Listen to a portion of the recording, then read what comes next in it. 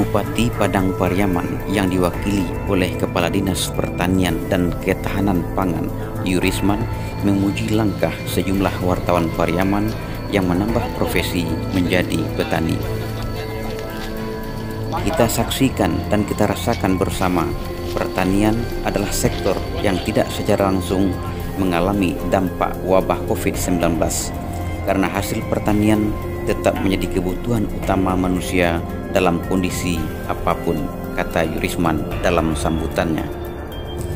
Sambutan itu disampaikan Yurisman sebelum melakukan penanaman perdana asam kapas dan asam lemon milik kelompok wartawan bertani atau Wartani Rabu 19 Agustus pada areal kelompok dimaksud yang terletak di Koto Padang, Nagari, Siku Jawa Barat, Kecamatan Limokoto, Kampung Dalam.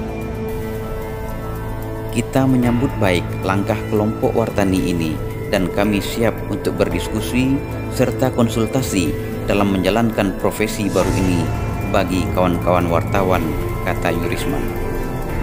Ucapan yang tak jauh berbeda turut disampaikan Wakil Ketua DPRD Padang Pariaman dari Partai Amanat Nasional Aprinaldi yang juga anggota kelompok itu. Mari kita manfaatkan lahan-lahan kosong, lahan-lahan tidur dan terlantar, serta masyarakat sekitar agar bisa menghasilkan. Untuk mendukung hal itu, saya akan wakafkan diri saya pribadi demi kita bersama dan demi daerah, kata Aprinaldi. Sementara Ketua Kelompok Wartani Samsul Bahri mengucapkan terima kasih yang setulus-tulusnya atas kehadiran dan perhatian Bupati serta pimpinan Dewan pada kegiatan penanaman perdana itu. Ini baru tahap awal, kita akan lanjutkan ke tahap-tahap berikutnya.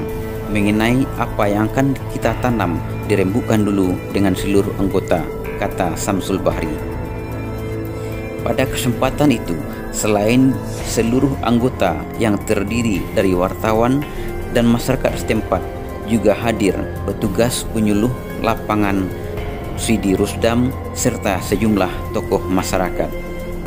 Penanaman ini selesai dilakukan ketika sore merangkak menjelang senja.